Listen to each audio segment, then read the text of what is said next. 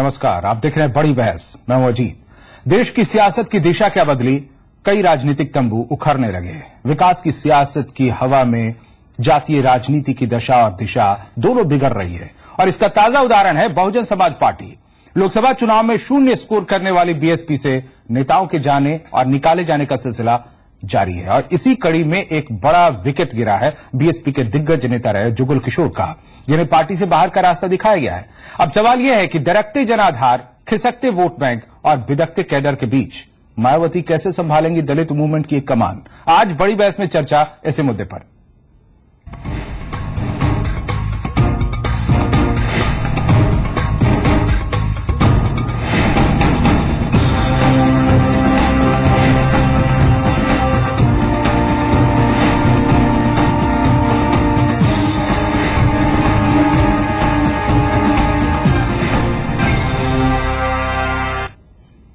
तो सियासी मंझधार में है क्या माया? लोकसभा चुनाव में करारी हार में मायावती को अपनी रणनीति बदलने पर इस हार ने मजबूर कर दिया, लेकिन बदली रणनीति ने बीएसपी के भीतर बवंडर खड़ा कर दिया है, जिसका नतीजा है कि पार्टी के विकेट एक के बाद एक गिरने लगे हैं। दरक रहा है जनाधार, खिसक रहा है वोट बैंक, बिदक रहे हैं कैडर। कैसे चलेगा दलित मूवमेंट? बहुजन समाज पार्टी को राजनीतिक दल नहीं बल्कि आंदोलन बताने वाली मायावती का आंदोलन ऐसे मोड़ पर पहुंच गया है जहां से पीछे मुड़कर देखना मायावती के लिए अब खासा भारी साबित हो रहा है। 4 बार मिले सत्ता के मौके को सिर्फ मूवमेंट के लिए गंवा देने वाली मायावती के लिए अब नई राजनीति के खांचे में खुद को फिट कर पाना मुश्किल दिखने लगा है, जिसका नतीजा है कि पार्टी अब बिखराव की राह पर बढ़ती दिख रही है। सालों साल से बीएसपी से जुड़े वो लोग जो कभी मजबूत स्तंभ माने जाते थे, उनकी छुट्टी होनी शुरू हुई है। इस कड़ी में ताजा नाम जुड़ा है जुगल किशोर का। इधर बहुजन समाज पार्टी ने अपना पैटर्न बदला और पैसा लेना, धन उगाही करना बहुत बड़े पैमाने पे शुरू कर दिया। जब मैंने ये मायावती जी से कहा कि ठीक नहीं है, इससे पार्टी का नुकसान हो रहा है, हमारी बहुजन समाज पार्टी नंबर 1 से नंबर 3 पे खिसक गई है, आज चुनाव हो जाए तो आज 40-50 सीटों पे सिमट जाएगी, इससे वो नाराज होकर के हमको हम सभी पदों से मुक्त कर दें। ये वही जुगल किशोर है जो कभी जिला पंचायत सदस्य के अपहरण की कोशिश में आरोपी बने तो कभी इनके आवास पर रेप की वारदात सामने आई। बावजूद इसके बहन जी की कृपा दृष्टि इन पर कभी कम नहीं हुई। साल 2007 में बीएसपी सरकार के दौरान कई सहकारी संस्थाओं में शीर्ष पदों पर रहे और एक साथ कई मंडलों में कोऑर्डिनेटर का जिम्मा संभालते रहे, लेकिन अचानक बात बिगड़ गई, या यूं कहे बीएसपी नेतृत्व को अंदाजा हो गया था कि अब जुगल किशोर रुकने वाले नहीं, सो पहले पद से हटाया और फिर पार्टी से ही निपटा दिया।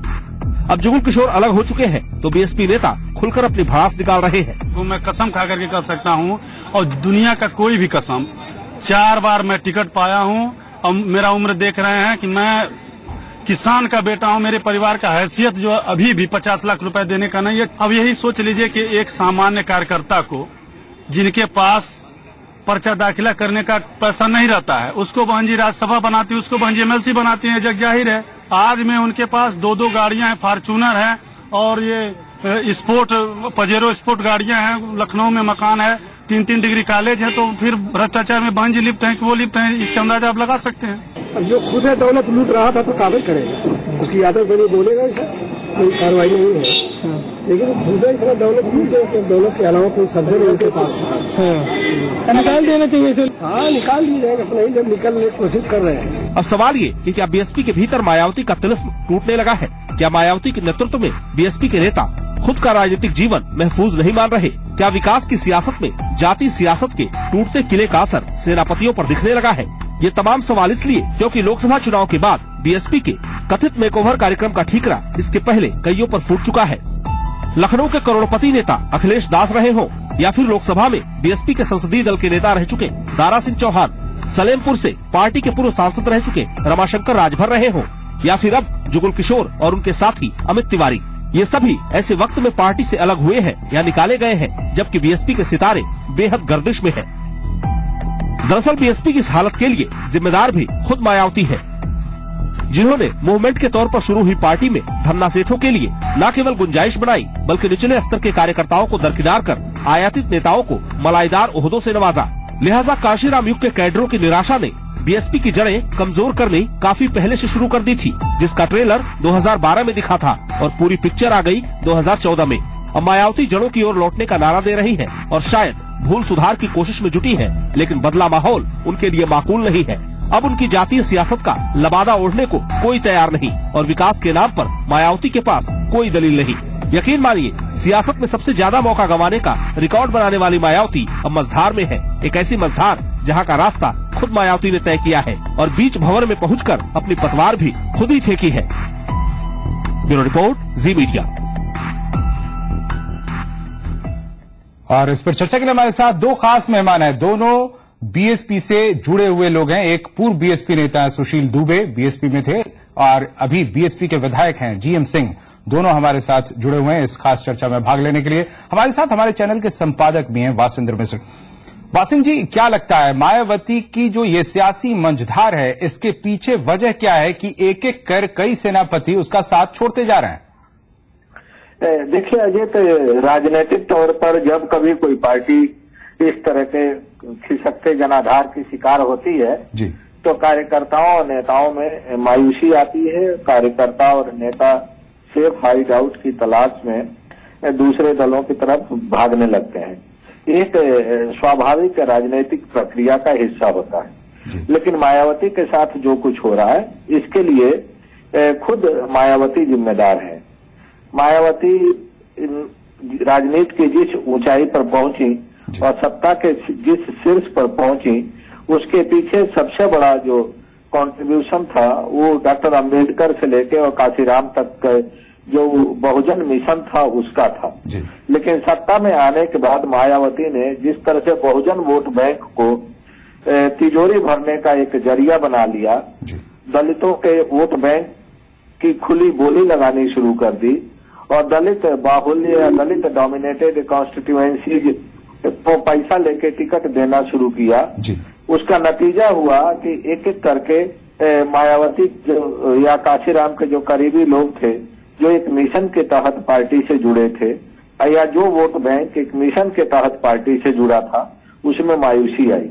और इसी का शायद परिणाम था कि 2012 के विधानसभा के चुनाव में और फिर उसके बाद अभी जब लोकसभा का चुनाव खत्म हुआ है आज से 7 महीना पहले, तो मायावती की पार्टी का लगभग सुपड़ा साफ हो गया उत्तर प्रदेश।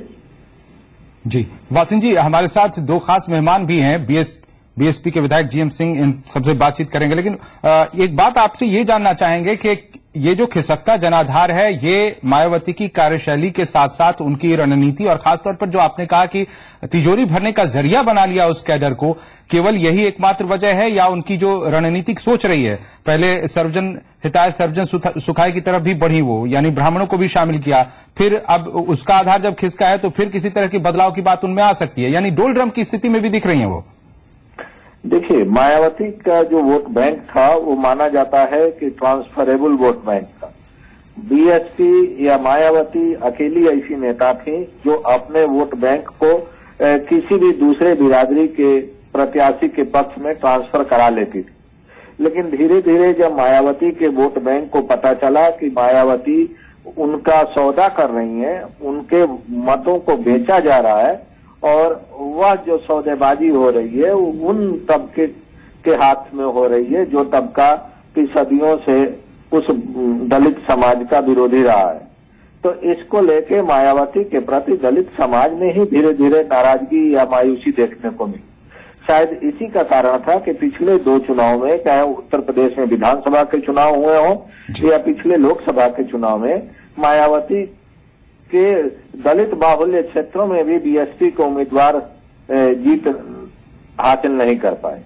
और इसके लिए सिर्फ और सिर्फ मायावती का जो आर्थिक प्रेम है, जो धन लवलुपता है मायावती का, वो सबसे बड़ा घातक साबित हो रहा है मायावती की जो राजनीतिक दिशा और दशा है उसको आगे बढ़ाने में।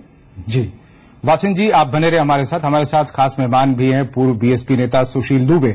दुबे जी, आपको लगता है वासिंद्र जी ने जो बातें कही धन लोलुपता की, वो कितनी सही आपको लगती हैं? बीएसपी के अंदर धन लोलुपता के कारण ये स्थिति हो गई है, इससे आप कितने सहमत हैं?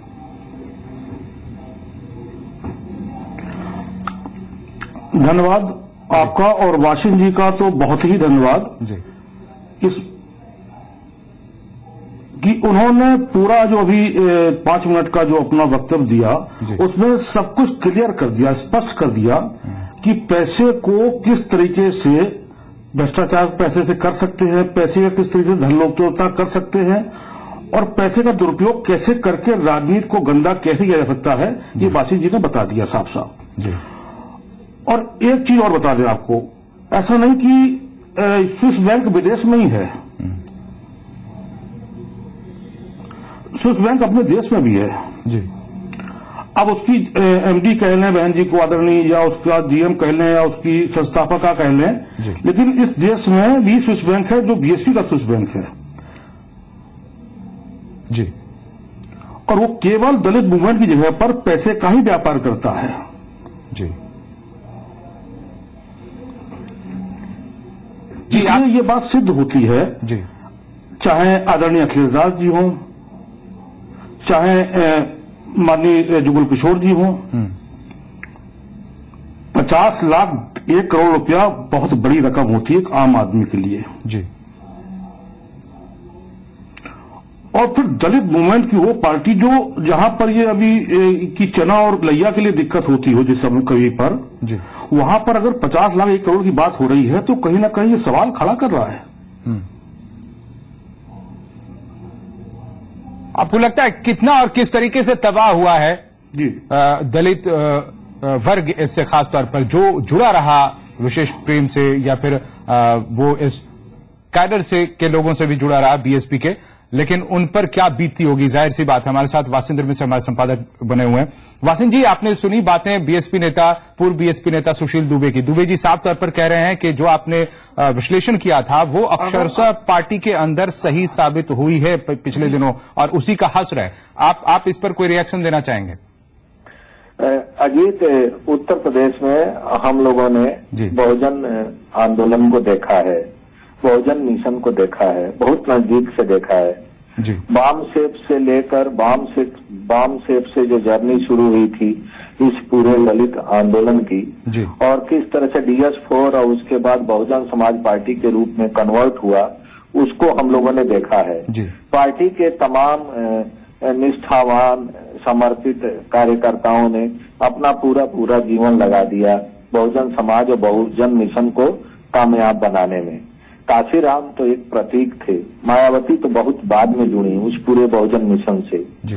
लेकिन जिस तरह से सत्ता में आने के बाद पहले बीजेपी के साथ सरकार बनाया, उसके बाद फिर बीजेपी से समर्थन वापस लेकर सरकार बनाया। शुरुआती दौर में राजनीतिक ताकत बढ़ाने के लिए सबसे पहले मुलायम सिंह की पार्टी से समझौता किया। तो इस तरह से जो राजनीतिक अवसरवाद या राजनीतिक पैंतरेबाजी करते करते 2007 में बीएसपी को अकेले दम पर उत्तर प्रदेश में सरकार बनाने का मौका मिला था, लेकिन उस गोल्डन अपॉर्चुनिटी को भी मायावती ने गंवा दिया सिर्फ धन इकट्ठा करने में, या उत्तर प्रदेश की राजधानी लखनऊ में पत्थरों की इमारतें खड़ी करने जी।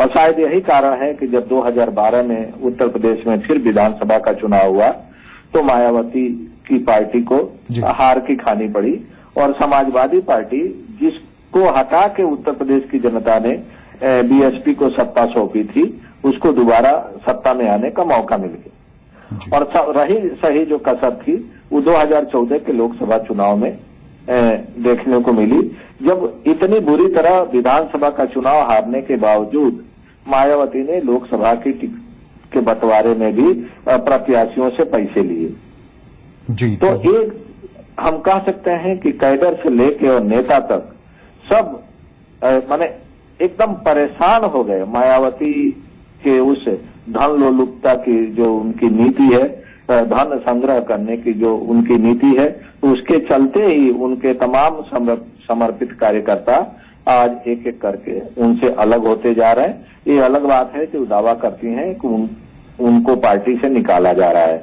लेकिन निकालने के पीछे और कोई कारण नहीं है, महज कारण एक ही है, और वह कारण है कि उनकी अपेक्षा के अनुरूप धन संग्रह करने में वे नेता नाकाम रहे हैं, इसलिए उनको उनके पदों से और संगठन से हटाया जा रहा है। हम चर्चा कर रहे हैं मझधार में क्यों है बीएसपी, मझधार में क्यों आ गई है मायावती, एक एक कर उनके सेनापति उनका साथ क्यों छोड़ रहे हैं और ऊपर से आरोप भी लगा रहे हैं।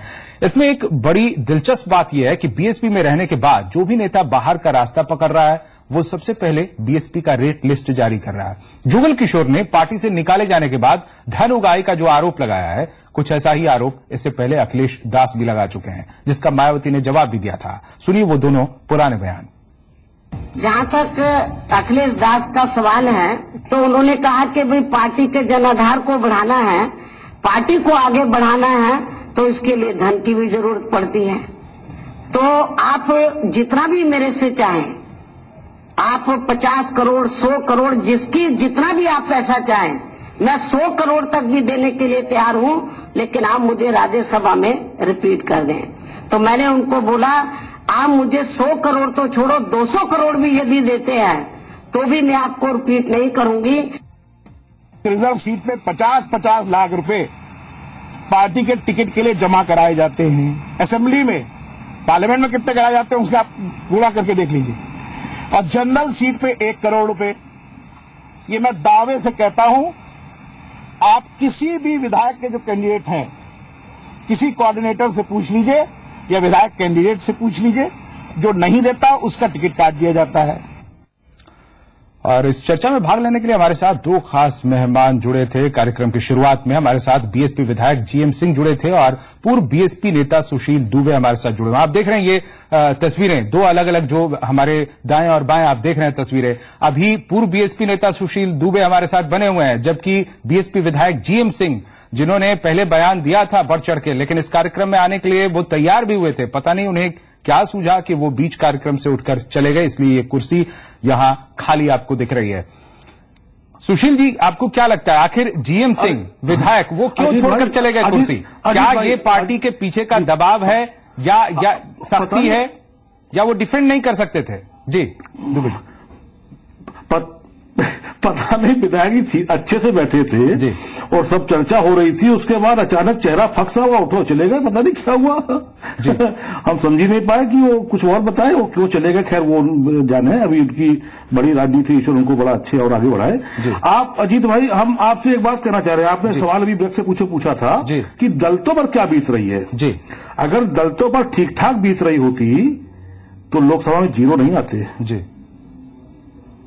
तो इससे लग जाता अंदाज। और दूसरी बात अजीत भाई, एक चीज और आपको बता दें जी, ये आदरणीय अखिलेश दास जी और माननीय जुगल किशोर जी, इनको बड़ा पुण्य मिलेगा।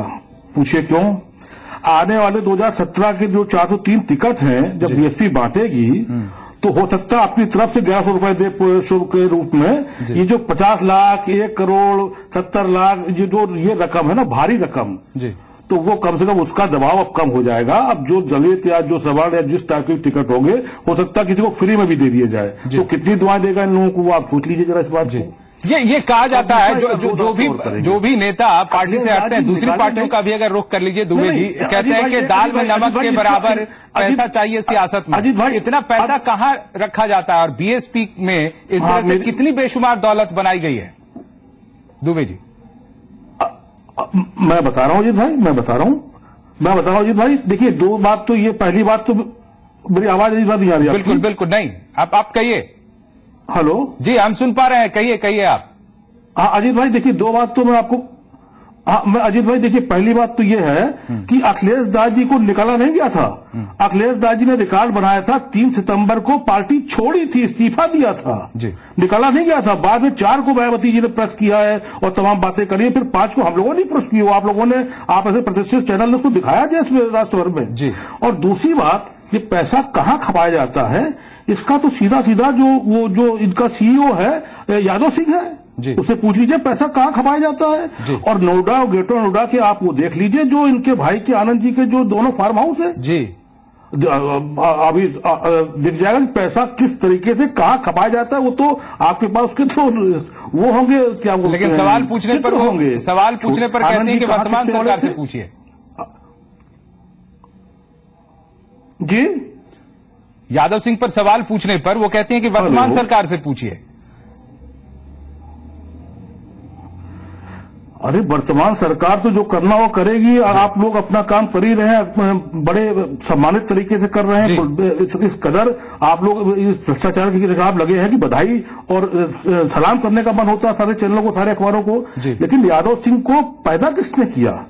यादव सिंह के माध्यम से जो गाड़ियों से 10 करोड़ रखा हुआ लावर, बाहर सड़क पे गाड़ी खड़ी है, सैकड़ों करोड़ के जवाहरात निकल रही, कहाँ का था यादव सिंह? कौन थे? तो आप भी जानते हैं, हम भी जानते हैं। और जो वहां पर दो इनके भाई की जो वो है फार्म हाउस है, उसकी कीमत और वो कहां से आए, कहा ऐसे कितने फार्म हाउस होंगे? ये तो जो सामने वो अलग बात है। और ये तो ये एक चीज और बता दें, मैं आपको बहुत इंटरेस्टिंग बात बता रहा हूं। जैसे मैं अगर आरटीआई डालूं कि कहां पर क्या होता है, तो आरटीआई से मुझे जानकारी मिल जाएगी।